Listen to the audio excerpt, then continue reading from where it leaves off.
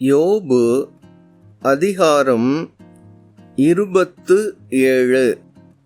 யோபு பின்னும் தன் பிரசங்க வாக்கியத்தை தொடர்ந்து சொன்னது: என் சுவாசம் என்னிலும் தேவன் தந்த ஆவி என் நாசியிலும் இருக்குமட்டும் என் உதடுகள் தீமையை சொல்வதும் இல்லை, என் நாக்கு கபடம் பேசுவதும் இல்லை என்று என் நியாயத்தை தள்ளி விடுகிற தேவனும் என் ஆத்துமாவை கசப்பாக்குகிற சர்வ வல்லவருமானவருடைய ஜீவனை கொண்டு சொல்லுகிறேன். நீங்கள் பேசுகிறது நீதி என்று நான் ஒத்துக்கொள்வது எனக்கு தூரமாயிருப்பதாக. என் ஆவி பிரியும் மட்டும் என் உத்தமத்தை என்னை விட்டு விலக்கேன். என் நீதியை கெட்டியாய் பிடித்திருக்கிறேன், அதை நான் விட்டுவிடேன். நான் உயிரோடு இருக்கும் அளவும் என் இருதயம் என்னை நிந்திக்காது. என் பகைஞன் ஆகாதவனைப் போலும் எனக்கு விரோதமாய் எழும்புகிறவன் அக்கிரமக்காரனைப் போலும் இருப்பானாக. மாயக்காரன் பொருளை தேடி வைத்திருந்தாலும் தேவன் அவன் ஆத்துமாவை எடுத்து கொள்ளும்போது அவன் நம்பிக்கை என்ன?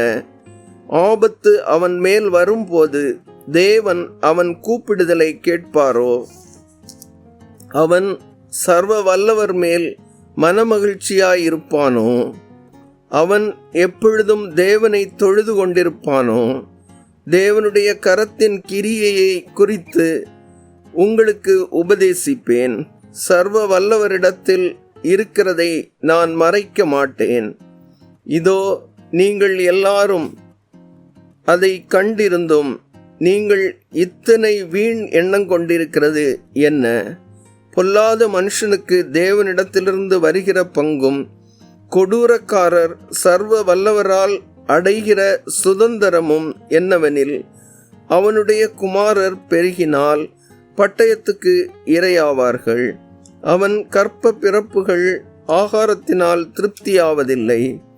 அவனுக்கு மீதியானவர்கள் செத்து புதைக்கப்படுவார்கள்.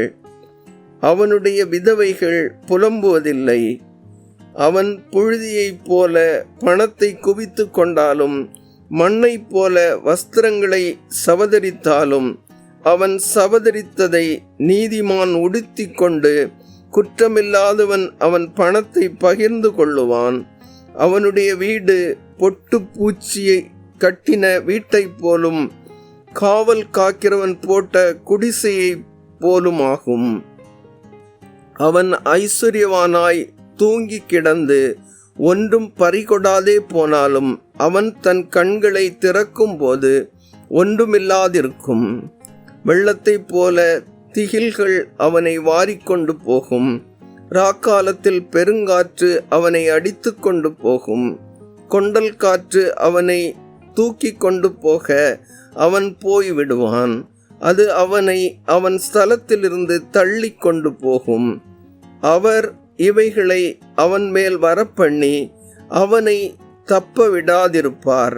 அவருடைய கைக்கு தப்பியோட பார்ப்பான்.